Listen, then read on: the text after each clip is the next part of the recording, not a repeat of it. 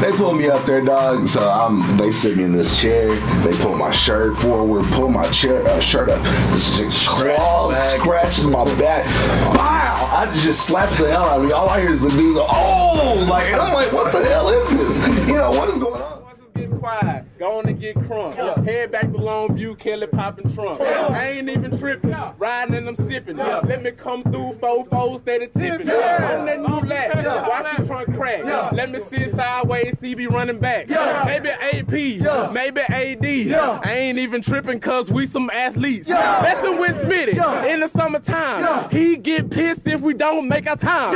But we gon' get it cause we gotta finish. Nebraska Horn Hustlers, man, we diminish. Put them boys little, paint like a skittle. I ain't even tripping, I ain't never double dribble. Cause I'm a player from the Himalaya. Let me sit sideways, man. Maybe back door, maybe fall off. Sipping codeine cause I gotta kill a cough. Let me sit sideways in the big Benz. Oh, you boys, they my brothers, they my friends. All right, welcome back to Fullback U. Man, I say a lot of people are my family, but these three guys, there's nobody closer to me that I can think of, so aside from my family. So let me bring them in. My buddy Mike Dunn. Mike, how are you feeling? Doing well. Glad to be here. Good. Lorenzo Williams, how are you, sir? Man, I'm made on the podcast, man. I feel good right now. You know what I mean? You deserve it. Robert Jones, how are you, sir? Yes, sir. I'm doing great. Glad to be here. Thank you. Mike, tell everybody what you're doing these days. Well, currently the athletic director, head football coach at Dell City High School. Just got back 2 years ago. We'll be starting season 3 here in the fall. You know, been really loving it. Feeling good about being back in Oklahoma, being back with all the fam and all the friends. It's been great. It's awesome, man. Lorenzo, how are you? And tell everybody what you're doing. Yeah, man. This is starting my 4th season as head football coach at Westmoore High School. Full-time head football coach, part-time softball coach, 10U. Very much doing that, man. Like Mike, I got back about 3-4 years ago, man, from Missouri, man. Feel good to be back and back around family and things. That's awesome, man. Robert Jones, what you up to? Same thing as Mike. I just got back from Texas. This is going to be my 3rd year at Dell City. I'm the head track coach and strength conditioning coach as well, and I'm just thankful to be back, man. I'm excited to be here. Proud of all you guys, man. You guys help so many kids. It keeps going, and really, really proud to say that I know you guys. We've already been talking football for an hour. You're 3 of the smartest football coaches that I've ever seen. I'm not just saying that because you're here.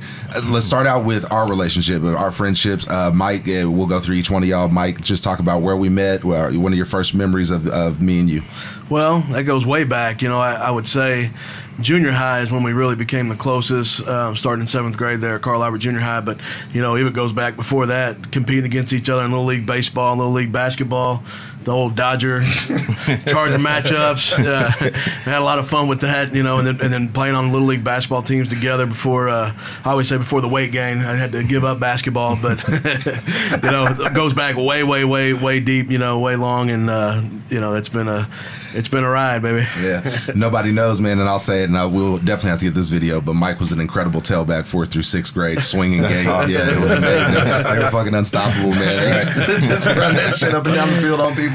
But Zoe, talk about our friendship. It probably goes even back. Man, I'm about to say, I don't know. I know our moms was friends a long time before we came along. You know what I mean? I think they went to high school together, Northeast, and then us growing up, and I think the first time I was playing a couple years up, but I had a season I couldn't play up, and I think that's the first time that I met you. We was I think we was like 7 or 8 years old playing for the Eastside Bears, and I was tailback and you was fullback, and we was rolling, man. Yeah, couldn't be stopped. Yeah. Dad and mom were friends. Yeah, Dad and mom friends. Yeah. But that's what happened. So but we've known each other knee high to a grasshopper. Robert Jones, a little bit later, but tell us Bob about when we met.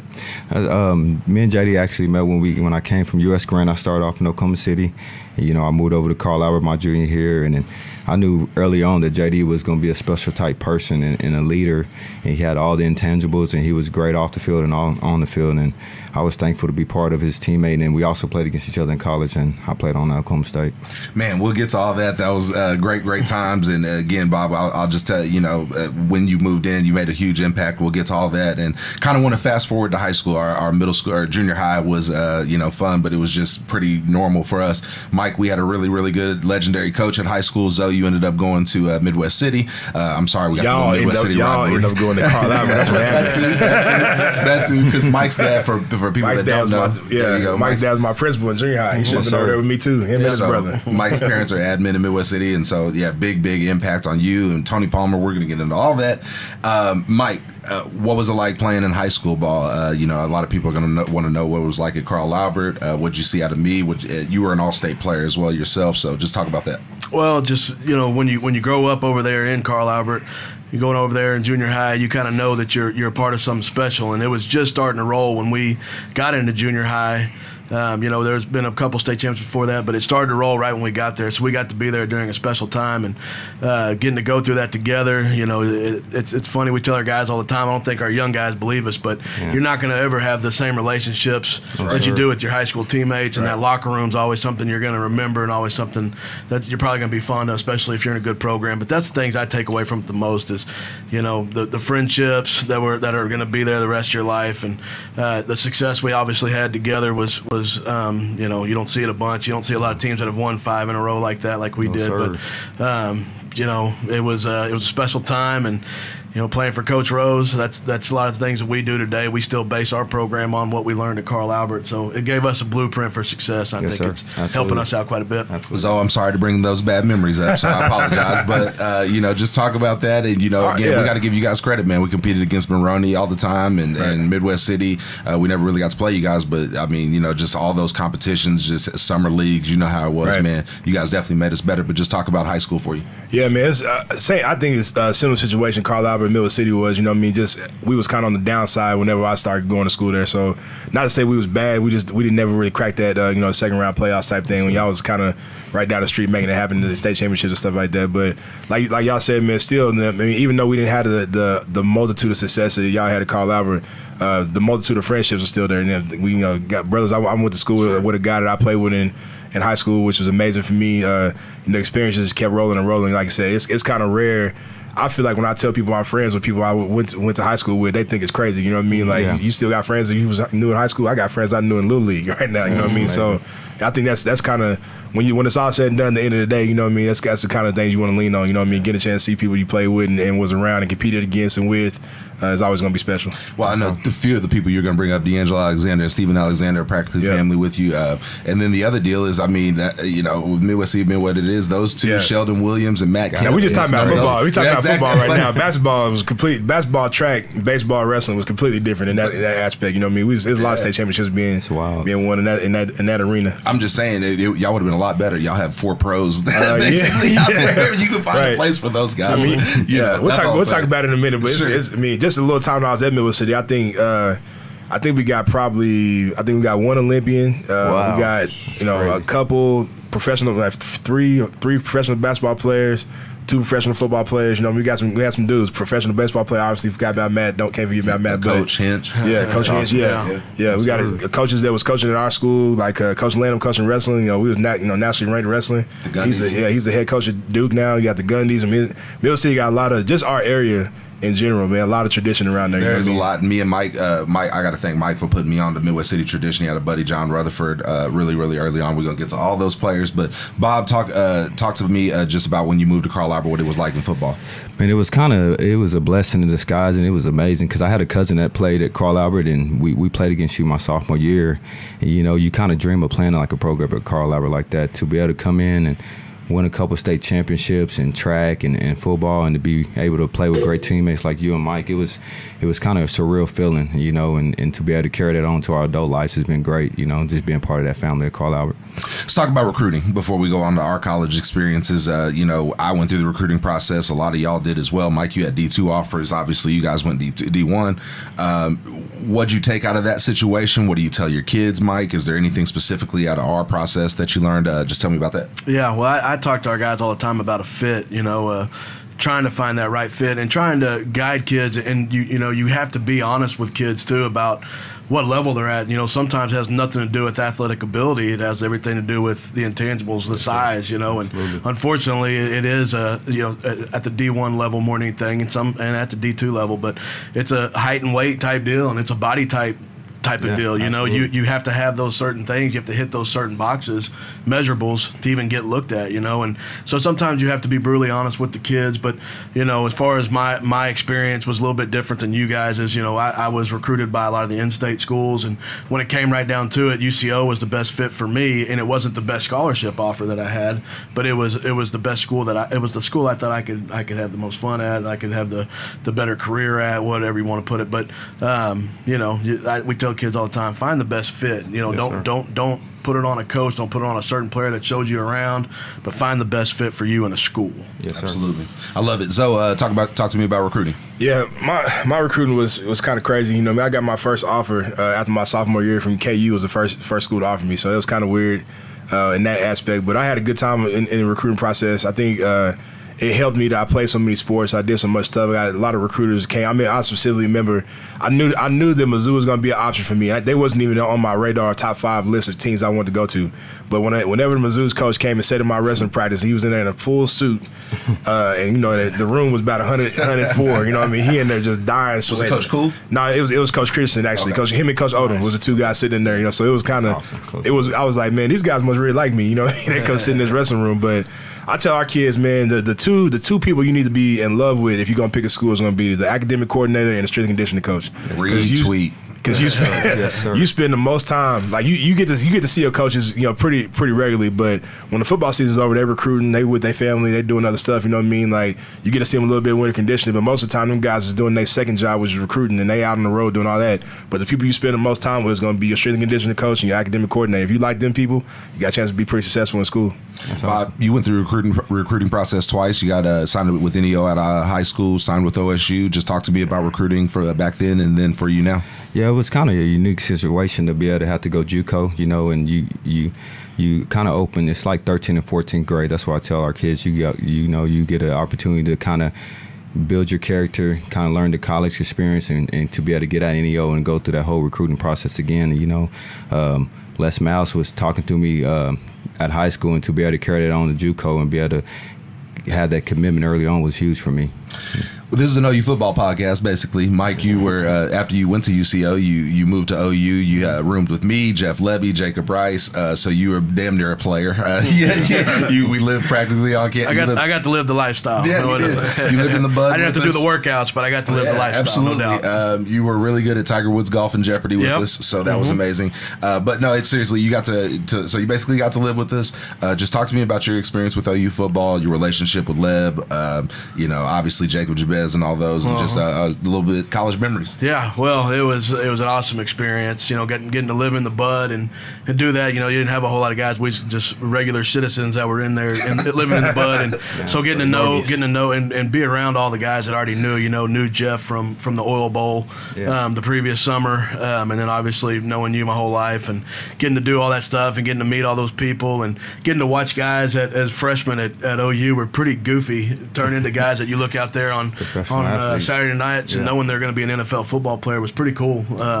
But getting to know a lot of those guys, you know, I look back on some of the guys that, you know, like DeMario Pleasant, some of those guys that we hung out with, and always wondering what they're doing today. And every once in a while, I'll sit back driving and think, I wonder what DeMario and see D-Rob all the time, but just kind of wondering what all those guys are up to these days. But we had a lot of fun. We had some good times in college, and you know, biggest thing is we got out, you know, and then we're all doing good things outside of that. So I'm proud of everybody that was part of that deal with us. We'll have to talk a little bit more about that Oil Bowl story about my 18th birthday. There's that jersey over there, but I'm sure you remember what those strippers did to me. Anyway, I thought we was family friendly on the No, it's about to go down when we tell that story. So, and OU football, you had plenty of experiences with it. Again, I apologize for them, but you know, it's just commercial break time. Commercial break. But why, before you say this, look, there were a few teams in the Big 12 that we were in for more of a fight with than Missouri. So I'll just tell you that. Brad Smith, I still have nightmares about that cat. So talk to me about OU football. Man, listen, I think that, you know, everybody who knows me knows that I wanted to go to OU real bad when I think just the the aspect of being from Oklahoma, being one of the top players in the state at the time when I was coming out, like that's what you do. You go to OU, you know what I mean? And everybody kind of follows that path. But I think I was kind of, one thing I able to tell kids a lot about, I was a little delusional coming out of high school. You know what I mean? I was a big kid. I was about 220. You know what I mean? I wrestled heavyweight, but I never really got above 220. But I can only run probably about 4.6, 4.7, 40. So at the time, there was a transition happening in football when we was coming out of school, and everybody knows that we was going from an in-the-box game to a full field game. Yeah. And I wasn't ready for that. I didn't understand the aspect of that. So whenever, Jackie Shipp and Coach Venables told me, they wasn't going to offer me because they didn't feel like I was fast enough to play linebacker, I was kind of like, what are you talking about, man? Like, I had 100 and some tackles this year. I'm the best in the state type deal. But, obviously, get a chance to go play Missouri, it had exactly what they said was going to happen. Yeah. I got there. I gained 40 pounds during 2 days. You know what I mean? So I was 260 after my freshman year, moved to defensive end, ended up being freshman all Big 12 there, and then ended up being a 2-time All-Conference player and 13 All-American at nose guard when I got out of school. So, you know what I mean? It's kind of doing everything I need to do. But every time I played against OU, man, it's kind of a little chip on my shoulder. I knew all the homies going to be watching. I knew everybody who was around that knew me and knew our family knew that I was going to be going as hard as I could and try to get a win against OU. So had some of my biggest games against OU. That was good. Yeah. You know what I mean? Sure. Absolutely, Bob. Golly, you get to go play against OU's in only the two of the greatest offenses that we probably have ever had, 03 and 04. Talk about that. Before you say that, you actually had a really, really good game against us both games. But just talk about what that was like, and then also playing for Les Miles, who's now back at Kansas. Man, when I tell people about OU, I try to remind them, even though they have the great offenses now, you had Jason White at quarterback, you had Adrian Peterson at running back, you had Mark Clayton, Mark Bradley, Will Peoples, great receivers. So they also had a great running game and passing game, and then to have to go against Coach Stoops as well. And then we got the wrath of Oklahoma State had beat OU twice the years in the past. So with that first game we played against you, I'll never forget the intensity of the crowd, the athletes, and then people forget they had about 8 guys on defense that end up getting drafted to play football. So that defense was just a stout. So it was just a great experience being part of those games. And then to be able to play for Coach Miles, you guys see it on TV, his character and his personality and the way he carries himself. It was a great experience being part of that.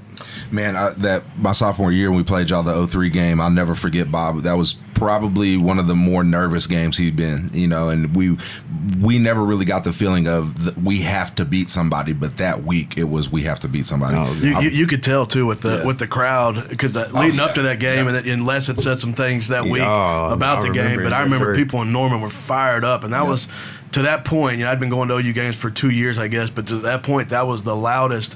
I was there during the first half, and that one got out of hand pretty quick, didn't it? Real quick. But in the crowd, it was the loudest I ever heard a crowd, and I went back to our house. Or I went to a house down the street. I don't think we were living on Jenkins at that point. Right. But I went to a house down the street, and you could still hear and you could feel the stadium almost moving during that game. It was crazy. We came out firing on the half, but then D. Will caught that pick six, and I mean you guys were explosive, man. Tatum Bell, Paul, what was the quarterback? Josh Fields, Rashawn Woods. Man, Rashawn. I mean, it was before we go on to pro football. I got to tell that Oil Bowl story. So we went down, and this was the first time we met Jeff Levy, who's now coaching down at UCF, and we all go out, and I'm turning 18, so we go to the strip club, and they all tell the strippers that I'm turning 18 and all this shit, so they pull me up on stage, and I'm like, all right, at the very least, getting a BJ, right? At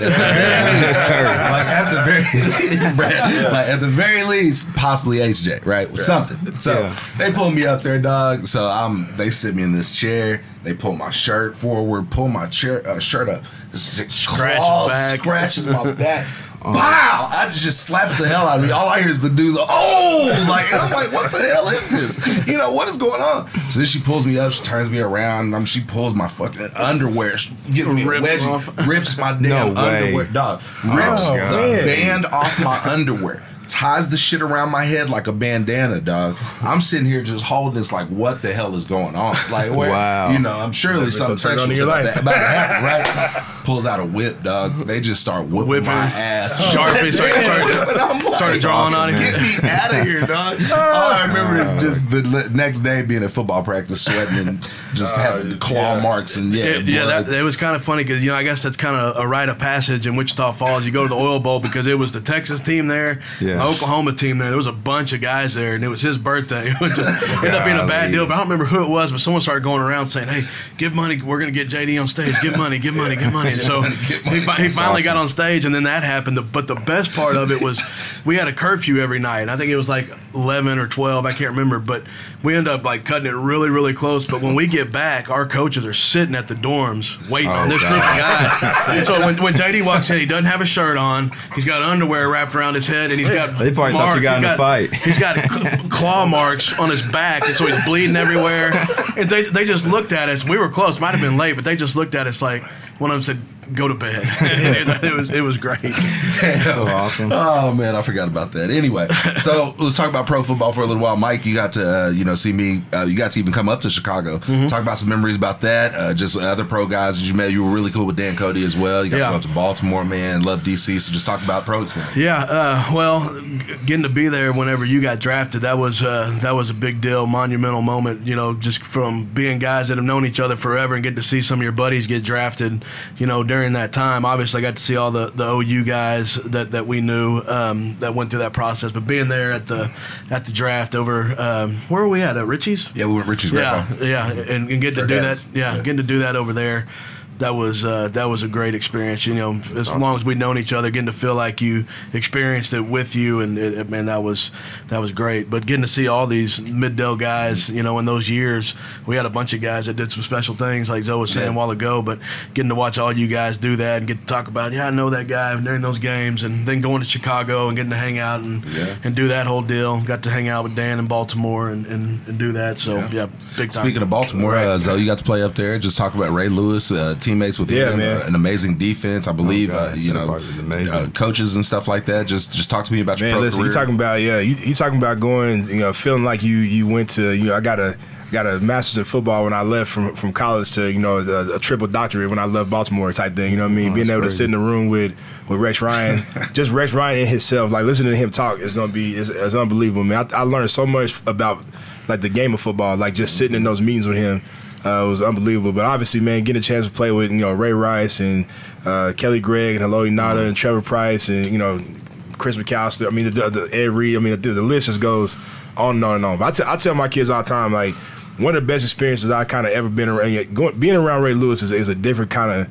It's a different situation, man. Because the first thing about to do, you realize that he's not as big as you thought he was, like in person. Yeah. He only about 5'10", about 215 pounds. He's not a huge dude. Yeah. But man, when words come out of his mouth, man, everything stops. Everybody stops. Everybody's listening. No matter who it is, the coach, the GM, don't care. Everybody's listening. And it's just that leadership ability that he has, man, is uncanny. Like you never. It's like it's. I don't think I'll go in my lifetime again and meet another guy like that again. You know what I mean? Just the words that come out of his mouth, the things he says, and then the biggest thing for him is like, and I had to learn. I thought I was good, man, because I thought I took practice serious. I didn't take practice as serious as I need to compared to that guy. Yeah. There's a reason why he's a Hall of Famer. You know what I mean? That dude practiced. I remember when I went to Carolina, I was talking to John Beeson about this for a long time, and he kept asking me, man, tell me about Ray. And I was like, listen, man, I'm going to tell you right now, you're not close. And he like, what you mean? Like, Ray Lewis is the hardest practicing person I've ever been around in my life. Like, if you're not running to the ball, he kicking you out of practice. It ain't going to be the coach trying to say something to you. It's going to be Ray Lewis saying something to you. You know what I mean? If you're not hustling, if you got a loaf, and then he going to get to the ball first, he going to turn around. Anybody loafing, got to give me a new corner, give me a new safety. He's just throwing people out the field. Like, but that's the standard he has for this team. So, like, learning from guys like that, man, and being around football like that at that level, it was an unbelievable experience for me, man. Bob, too many pros. You got to go up against first-round pick. You mentioned it, Rashawn Woods, every day in practice. You played against all of our receivers that went draft picks. Just talk about you even had a shot at pros. Just talk about that, NFL.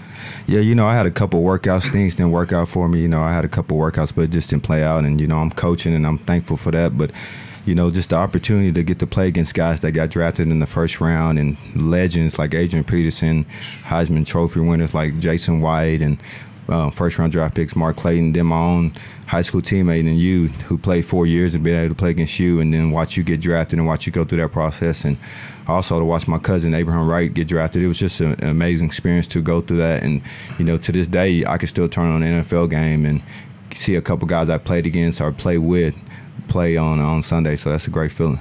We'll go a little personal here, but favorite plays of each other. So Mike, you can me, Bob, even Lorenzo, or even your own. You can pick your own. But and I'll start while you think. But mine for Bob, yours is the Kansas game. Just all your highlights from that game was amazing.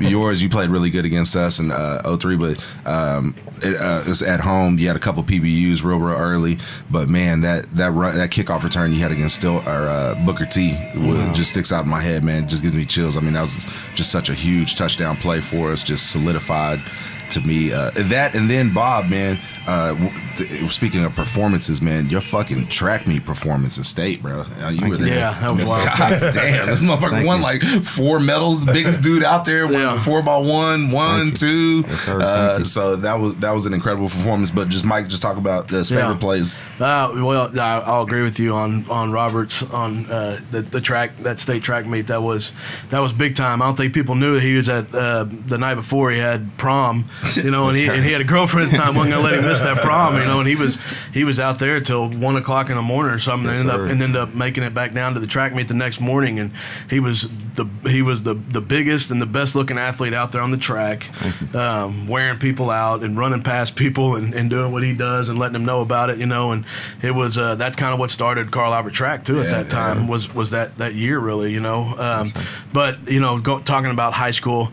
Your play, the whole game against Stillwater, our senior year, man, that year before they'd beat us in the first game of the season and kind of got after us. I just remember them mouthing at us the entire game, and then getting a chance to get them back the next year. But that play down on the goal line when you body slammed the dude and turned around and threw him behind, suplexed him about 5 yards, and I remember someone saying, "Isn't that a penalty?" And one of the kids on the field, "Isn't that a penalty?" And then he hold it. Then you got what's his name on the punt return. You were the punter, right? Tevin. You punted the ball. We'll Tevin caught the ball, ran it up the sideline, and you hit him. And I just remember their sideline on film just clear. Look how bomb goes off. The whole sideline clears. And girls getting taken out. Ice chest everywhere. That was good. We had some fun experience. I was pretty upset about that game, wasn't you? I was mad. Oh, we were. I loved watching that one. That was a good one, man. Yeah. And then, we had so much respect for Booker T. We went up there and we heard some shit in the stands. It was after I hit Q Chaney. I mean, the dude literally told me he was going to call the cops on me for assault. Oh, yeah. That's crazy. Okay, well, it is what it is. So, favorite play, you may not have seen much of them, but favorite plays or games just from each of us. I remember playing against Rob. I mean, we was beating y'all like, what, I think it was 24-10 at halftime or something. Y'all came back and got us, man. Yes, sir. Obviously, that's not a favorite moment of mine. But Right. You was playing pretty good. You got a pick in that game, didn't you? Yeah. Isn't that the game? Didn't you get defensive captain the next week? Yes, sir. You got the captain before we played OU. He killed us, from that game. Yes, sir. Yeah, him and Vernon Morrissey pretty much like let us have it. That wasn't good. Not the two pretty good players. Yeah, exactly. Tell everybody about some of the highlights from your Kansas game. We'll show them. I had a decent game that game. Not great. It was a weird situation for us, man. We had went to sleep. We was watching the LSU-Arkansas game the night before, right? LSU ranked #1 in the nation. Arkansas, is coming on. They got McFadden and Felix Jones and Peyton Hillis. And when we watching the game, they went in triple overtime, and we know Arkansas ended up beating them. So we not thinking nothing of it. The next day, they going to college game day is going to USC Notre Dame, right, for the USC Notre Dame game. Well, we wake up the next morning, and it's like, we got an emergency meeting down in the lobby, and all kind of stuff's going on. We go downstairs, and it's media everywhere. I walk by the TV, and it's like, college game day live from Arrowhead Stadium. I'm like, what? Because we didn't realize, because Arkansas beat LSU, our game, us and KU was 3-4 in the nation. West Virginia had already lost. So we playing for the #1, be #1 in the nation for that week or whatever. So, obviously that turned the whole game upside down. And that was, get goosebumps right now talking about that. Whole day was crazy. We played a lot of spades that day. We always played spades in the lobby before we had them night games and stuff. But just going to that game, we stayed in a hotel that was 10 minutes from Arrowhead. It took us an hour to get to the stadium. You know what I mean? Like, it was people stopped on the highway, pushing the bus, and he was cheering for us. We pull in the Arrowhead. There's a million people in the parking lot. Mm-hmm. We get to the early warm up. The stands is packed. I remember a dude falling out the stands. Everybody who been to Arrowhead knows probably about 10-foot retaining wall between the field and this dude cheering and fell over the side. So anything that happened in that game was gonna be great. As far as it's just gonna be a lot of. It was split down the middle, 50-50. the stadium was always loud. It was the first time Arrowhead had been sold out in forever. I mean, it was just nuts, man. It was nuts. It was good, awesome. Real good experience. Bob, favorite plays, or memorable plays from any of us? Yeah, I remember Coach and him playing for Missouri, and that just gave me pride to know that you got two guys from the same school district in high school being able to play against each other and the force he was inside. And then, with Mike and him playing both ways, and if you haven't played both ways, especially in the trenches. Yeah. So him being able to do that his whole high school career and being able to make All-State as an offensive lineman and defensive lineman, being able to have our running game and the style defense we had. And, the play I remember from you is the Quentin Chaney play. And, everybody remembers that to this day. That's the hardest hit I've seen in person at a football game. And it got Coach Stoops' attention. That was awesome, man. That was like a bomb, too, because even on that one, after the play was over, JD his nose was bleeding. One of our DBs was laid up on the ground. Quentin Chaney looked like he was dead. Did you ever talk to him about that? A little bit, because he came back in the game. Shout out to Q Chaney, man. Right. He's a beast, man. He did now. And Bob, I just got to say you're a soldier, because we got to talk about the hit, man. We got to talk about I knew it was coming. We tell everybody the story. So, usually, when we would run power and shit, I would come back to the line, and we used to have to get knockdowns and shit like that. Yeah. So, the linemen would get excited, if I got a knockdown, hey, I got a knockdown. Well, Davin Joseph never said shit, so never said shit, right? But we're up there at 04, and we're playing, and he gets, I guess he gets knocked out. He comes to me, he's like, JD, I got a highlight for you. And I was like, okay, all right, well, that's what's up. Well, I get back to the locker room, and Mike had texted me, and he goes, JD, I read my phone, it says, Davin knocked the shit out of Robert. It's crazy you bring that up. I was talking to, I forgot who I was talking about at school this weekend. I remember he hit me so hard he made me throw up. Oh, I believe it. I remember Mike calling me the night after the game. I was already upset because we lost, and I haven't talked to Mike in a while. And he called me, and they were all busting out laughing in the background. Put him on speakerphone. We used to watch it all together. We'd watch the Bob Stoops replay on Sunday nights, or when they do it, or Mondays, whenever he did his show. Yeah. And we started watching it because I didn't get to see the film, but JD was like, just wait, you're gonna see it. It'll be on film. Just wait. So we're watching it, and I hadn't talked to Robert in a while, and I remember I called him, and he answered I couldn't believe he answered. He answered, and then I was on speakerphone. I said something about it, and everybody started laughing. He hung up on us. It was bad. He was a first-round draft pick, too, by the way. It was unbelievable. Numerous people have been here. Teddy, Rufus, and all said he was the strongest dude, so I just applaud you for getting up. Man. So he's awesome. He's a good dude, too. You talk about, he's another one, man. Talk about a really good person.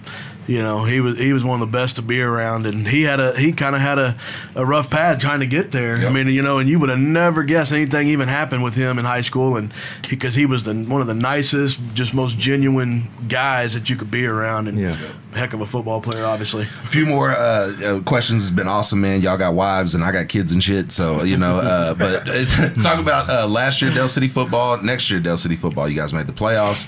What's your goals for next year? Also, if you can, just hit guys you've signed. And guys that you think will sign next year. Well, the last year we had a pretty good year. Being our first year back in 6A in a while, I think a lot of people were scared for Del City just because it didn't really work out with us. It wasn't our fault that we were even playing in 6A. We're really a 5A football team enrollment wise, number wise, but everybody's had to be affected by some of the things that's happened with enrollment and all that. But we had a good year. We went 7-4. The teams that beat us were, Carl Albert was one of them. Midwest City was one of them. All-state semifinalist. Stillwater got us. So, lost to some very good football teams, and I think Booker T at halftime. Yeah, I had a chance to get Booker T in the first round. Just kind of missed on some opportunities there in the first half, and when they went big, they kind of got after it in the second half a little bit. But last year we signed 6. Jeff Foreman is at Arkansas State right now, and he's doing a heck of a job there. I've already talked to a couple of their coaches. They said he's doing great. He's only been there for about a week, but he's doing really good. We signed 5 others, 2 with UCO, kid with East Central, kid with Southwestern, and 1 with NEO. So this next year, I think we got a chance to be pretty good. We lost 14 seniors, and they were all contributors. They're all really good football players. So having to replace those guys, early on we'll take some bumps maybe, but I think we got good players to do it with. We've got a couple guys with offers already. We've got a receiver that's got all the D2s, Keyshawn Murray.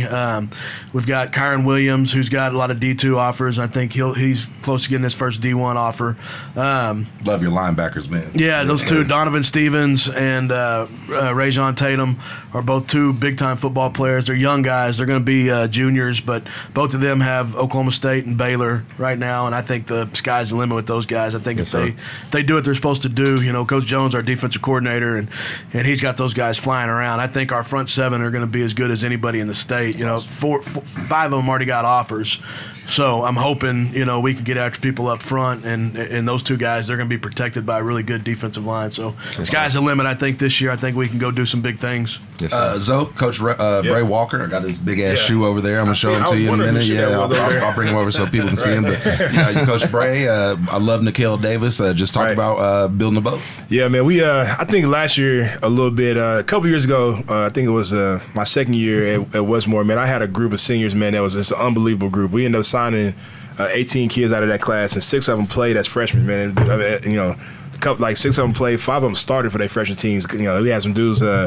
We had a guard at Kansas Wesleyan. They almost won the national championship. I got a receiver at Missouri State that wasn't starting day one, but started the rest of the games with almost 600 yards receiving as a freshman there.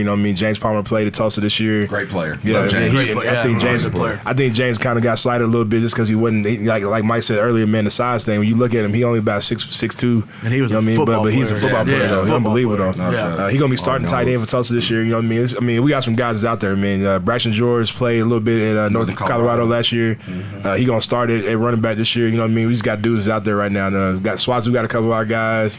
ECU to UCO. We got dudes all over the place from that class. And then last year, I feel like a little bit. I don't want to miss Bray Walker. Obviously, that dude's unbelievable. He got a chance to play this year at OU, which is gonna be huge for him. And I think he's done a lot of work there. Has to get these pictures of his body and stuff. Dude's like. He's a freak, man. 6'8", 340 with a six-pack, man. I don't know if you can see that. That's an NFL football player, man. I told him, I said, I've seen people like you, not in high school and not in college. Right. Yeah. No, Bob, if you can just elaborate on some of Mike's football stuff, and also want to congratulate you, man. First ever track state championship at Dell City. Congratulations. Huge, man. Girls three-peated, but you really deserve it. Anybody, Lorenzo was just talking about it before we started, but the weight room, we see you guys in 7-on-7 looking like the most developed team out there. Huge shout out to you. So just talk to me about all that. Yes, sir. It's been a unique position for me to be able to be the head boys track coach and strength coach. So I play a part in all the, building the bodies and the speed and things like that. And we have a commitment to where we make all our football players run track. So we're going to be able to use that state championship to be able to carry on the football. And I'm excited about what we have. We got a bunch of athletes, and my style of defense, I like to get out to people and get pressure after the quarterback, play man-to-man defense, and just use our athletic ability to our side. And I'm just excited about where we're going. And I think next year, if we can stay committed, we can stay disciplined to what we've been doing, and in the weight room and off the field, I think things are going to be great. Yeah. Well, on family, I talked about how close you guys are. You can tell a funny family story of mine if you want to, or just talk about your family and just let everybody know. Obviously, Mike, your parents have been big impact on me, so I ain't even got to tell you about that. Robert, obviously yourself, man. I remember you pulling us out at 6 in the morning for every workout when you first got to Carl Albert like it was nothing, and I wouldn't have been half the player I was, but I would have been twice the basketball player that I was because I wouldn't have put on 40 pounds and been airballing everything, but that shit happens. It was worth it. So Mike, just talk about family. Yeah, well, obviously our families, like you said, been really family for a long time. I look back at some of those times in high school that we had, doing the stuff with the Guerreros and our families and Andre's grandparents and Andre's mom, doing all that stuff with the Sexton's family. There was always somewhere. It didn't matter what day it was, what time it was. There was always, we could go find somewhere, find something to do, find a meal, find somebody to go hang out with, and parents to bother. And yes, sir. I think that carried over into college. I think our parents have all really enjoyed watching the success. Even with Zoe, my dad talks all the time about Zoe and about the Midwest City guys. Tony Palmer.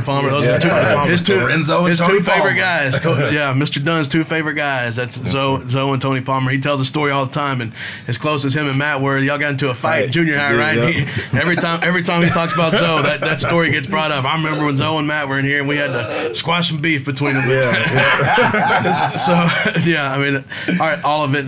In Mid-Dale, it's a big area, but everybody knows each other. Even these days, our kids, they all get along now. It's healthy rivalries, but our kids get along, and I think they all pull for each other. And as coaches, we try to, when they come in, Zoe's texted me before and said, hey, who do I need to be telling these coaches about? We try to help each other out. Everybody that comes through, I always talk about the guys that he's got and I know how well they're being coached over there. So, it's all family around there. It'll never happen, but it'd be nice to see what would have happened if Midwest City, Dell City, and Carl Albert were all I don't want to talk about it. One football team, it would have been wild. There'd been some athletes running around. I wouldn't have been playing probably. So. And speaking of family, you got to give a shout out, your newlywed, to your wife Michelle. Yeah. So that, and then obviously for all of you guys, you were around when my mother passed away. So I got to thank you guys for that. Nobody probably closer than Mike. Shit, we were there every day together. So, but on that topic, Zoe, just talk to me about your family, man. I mean, you've had, I know the impact of some of the people that were close to you, but just tell me about them. Yeah, man. I mean, my oldest. So I'm my mom and Steven Alexander's dad got married when I was like 4 years old, I think. So I've been.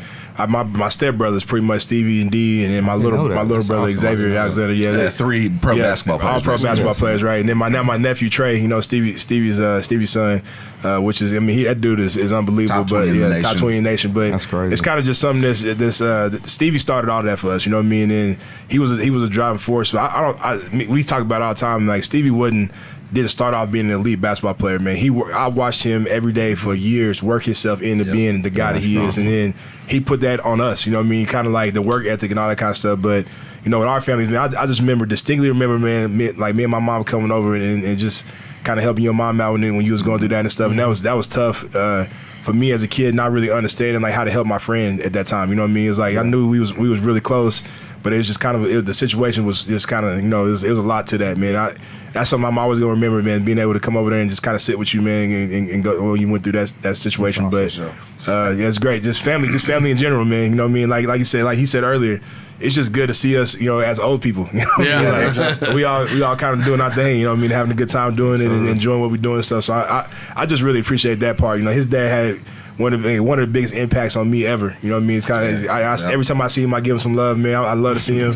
He's not moving around as much as he used to back then, but I just love seeing your partner, man, being around stuff. So great person, your brother, Lenny was another big part of people's lives. People don't even know Lenny was awesome for us, man. Trying to teach him how to shoot. For a lot of people that don't know, my brother is working at Dell City with Robert and Mike.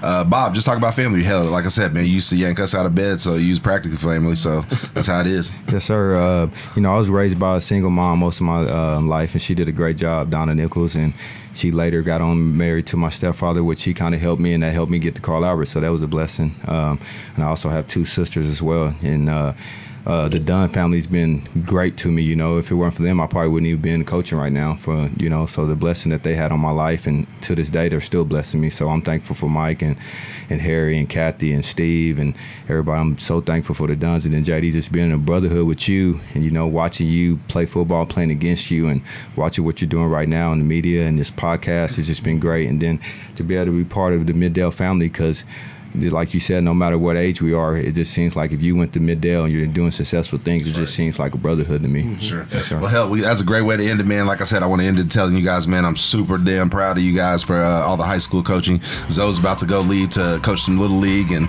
Mike's focusing on his Little League, getting that all started. So, man, I know you guys, again, man, thank you for all the work that you do. I know the kids thank you. And, hell, I thank you for the sideline passes without having to put in all the work as a coach. So, you know what I'm saying? Anytime. Always fine. Anytime and all the time. Appreciate my producer, Brad Reed. This will be another great episode of Fullback U. Yes, sir.